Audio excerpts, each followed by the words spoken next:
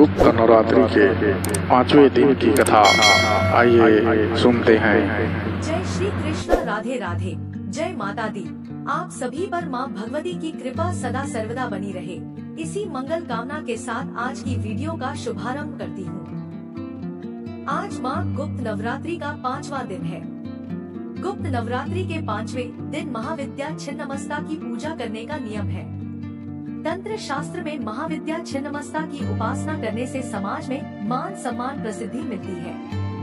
पूर्वी भारत जैसे पश्चिम बंगाल, झारखंड और उत्तर प्रदेश के अलावा नेपाल आदि देशों में इनकी विशेष रूप से पूजा की जाती है।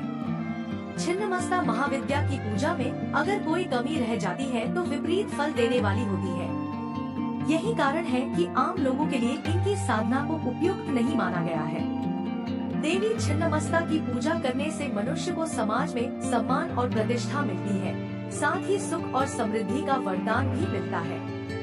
देवी अपने साधक को ज्ञान, समृद्धि, विजय, स्वास्थ्य और धन का आशीर्वाद देती है। महाविद्या छिन्नमस्ता की पूजा उन लोगों के लिए बहुत प्रभावशाली है जो बांझपन या ऋण से संबंधित या यौन रोग से संबंधित समस्याओं का सामना कर रहे हैं।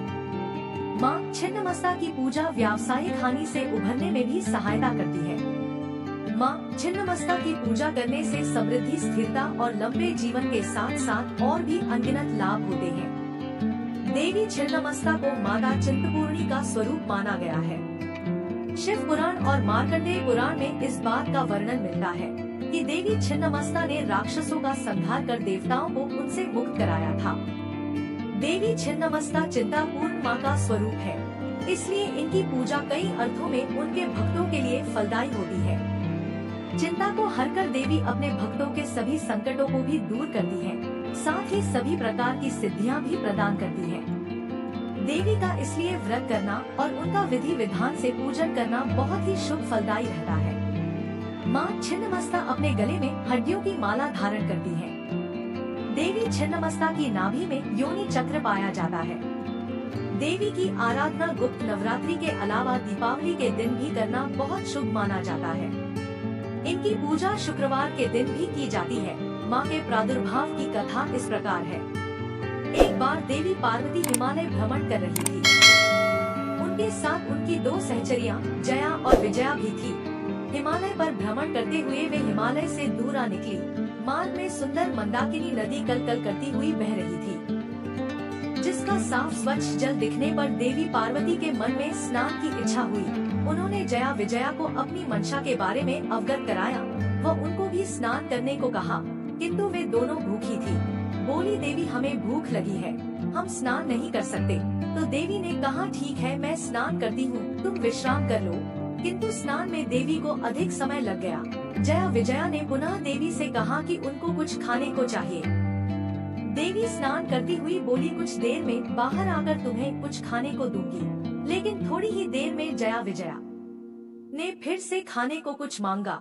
इस पर देवी नदी से बाहर आ गई और अपने हाथों में उन्होंने एक दिव्य खड़ग प्रकट किया और उस खड़ग से उन्होंने अपना सर काट लिया। देवी के कटे गले से रुधिर की धारा बहने लगी। 3 प्रमुख धाराएं ऊपर उठती हुई भूमि की ओर आई तो देवी ने कहा, जया विजया तुम दोनों मेरे रक्त से अपनी भूख मिटा लो। ऐसा कहते ही दोनों देवियां पार्वती जी का रुधिर पान करने लगी। तीसरी जो रक्त की धारा थी देवी ने स्वयं अपने ही मुख में डाल दी और रुधिर पान करने लगी। देवी के ऐसे रूप को देखकर देवताओं में त्राही त्राही मच गई। देवताओं ने देवी को प्रचंड चंडिका कहकर संबोधित किया। ऋषियों ने कटे हुए सर के कारण देवी को नाम दिया छिन्नमस्ता। तब भगवान शिव ने कबंध शिव का रूप बनाकर देवी को शांत किया। शिवजी के आग्रह पर पुनः देवी ने सौम्य रूप बनाया। नाथ पंथ सहित बौद्ध मतावलंबी भी देवी की उपासना करते हैं। भक्त को इनकी उपासना से भौतिक सुख, संपदा, वैभव की प्राप्ति, वाद विवाद में विजय, शत्रुओं पर जय, सम्मोहन शक्ति के साथ साथ अलौकिक संपदाएं प्राप्त होती है। इनकी सिद्धि हो जाने पर कुछ पाना शेष नहीं रह जाता। 10 महाविद्याओं में प्रचंड चंड नायिका के नाम से व वीररात्रि कहकर देवी को पूजा जाता है। देवी के शिव को कबंध शिव के नाम से पूजा जाता है। छिन्नमस्ता देवी शत्रु नाश की सबसे बड़ी देवी है। भगवान परशुराम ने इसी विद्या के प्रभाव से अपार बल अर्जित किया था। शास्त्रों में देवी को ही प्राणतोषिणी कहा गया है। देवी की स्तुति से देवी की अमोघ कृपा प्राप्त होती है। गृहस्थ साधक को सदा ही देवी की सौम्य रूप में साधना पूजा करनी चाहिए। देवी योगमय है, ध्यान समाधि द्वारा भी इनको प्रसन्न किया जा सकता है। देवी के भक्त को मृत्यु भय नहीं रहता, वो इच्छानुसार जन्म ले सकता है। देवी की मूर्ति पर रुद्राक्षनाग केसर व रक्त चंदन चढ़ाने से बड़ी बाधा भी नष्ट होती है। महाविद्या छिन्नमस्ता के इन मंत्रों से आदि व्याधि सहित बड़े से बड़े दुखों का नाश संभव है। देवी माँ का स्वर सिद्ध महामंत्र श्री हरि हरि क्लीं है, वज्र वैरोचनीय हरि हरि फट स्वाहा। इस मंत्र से काम्य प्रयोग भी संपन्न किए जाते हैं। वह देवी को पुष्प अत्यंत प्रिय है, इसलिए केवल पुष्पों के होम से ही देवी कृपा कर देती है। आप भी मनोकामना के लिए यज्ञ कर सकते हैं। जैसे मालती के फूलों से होम करने पर बाघ सिद्धि होती है, व चंपा के फूलों से होम करने पर सुखों में बढ़ोतरी होती है।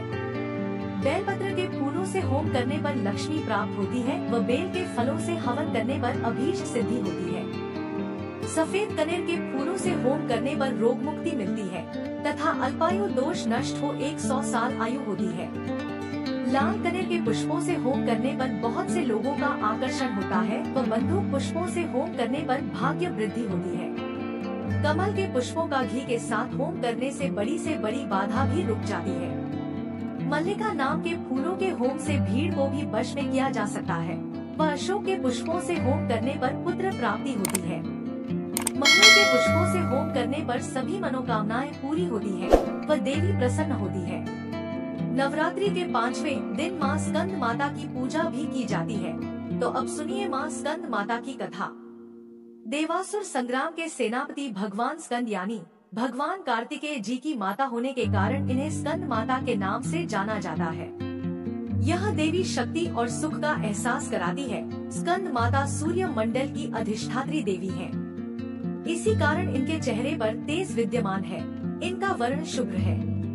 भगवान स्कंद को बाल रूप में गोद में बिठाए हुए यह देवी वात्सल्य से ओतप्रोत है। माँ की उपासना के साथ ही भगवान स्कंद की उपासना स्वयं ही पूर्ण हो जाती है, क्योंकि भगवान बाल स्वरूप में सदा ही अपनी माँ की गोद में विराजते रहते हैं। भाव सागर के दुखों से मुक्ति पाने के लिए इससे दूसरा सुलभ साधन कोई नहीं है। स्कंद माता कमल के आसन पर विराजमान रहती हैं, इसलिए इन्हें पद्मासना देवी भी कहते हैं। इनका वाहन भी सिंह है। इन्हें कल्याणकारी शक्ति की अधिष्ठात्री भी कहा जाता है। इन देवी की 4 भुजाएं हैं। दाईं तरफ की ऊपर वाली भुजा से इन्होंने भगवान स्कंद को गोद में पकड़ा हुआ है। नीचे वाली भुजा में कमल का पुष्प धारण किया हुआ है। बाईं तरफ ऊपर वाली भुजा में वर मुद्रा में है और नीचे वाली भुजा में कमल का पुष्प है। देवासुर संग्राम में तारकासुर नाम के दैत्य का वध करने के लिए ही भगवान स्कंद की उत्पत्ति हुई थी। प्राचीन कथा के अनुसार कार्तिकेय जी का जन्म भगवान शिव और देवी पार्वती से दूर सरकंडे के एक वन में हुआ था। उस बालक के 6 मुख थे। उस वन में कृतिकाएं रहती थी। कृतिका को जब वह 6 मुख वाला बालक मिला तब उन्होंने उसका पालन किया था। इसी वजह से बालक का नाम कार्तिकेय पड़ गया।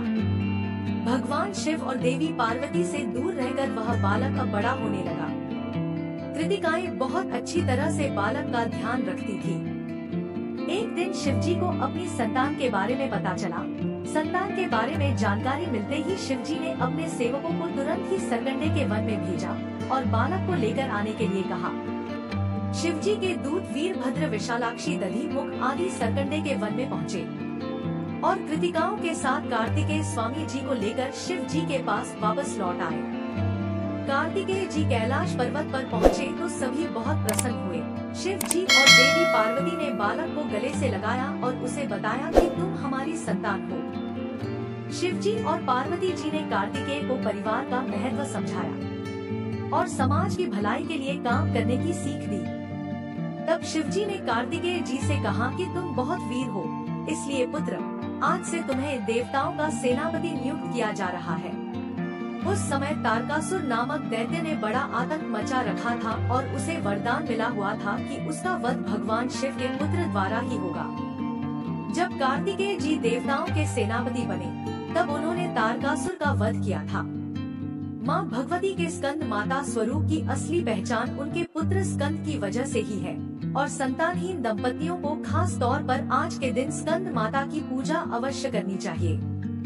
स्कंद माता की कृपा से संतानहीन को संतान सुख मिलता है और संतान से जुड़ी समस्याएं भी दूर हो जाती हैं। तो यह थी आज की हमारी वीडियो। आशा करती हूँ आप सभा को कथा पसंद आई होगी।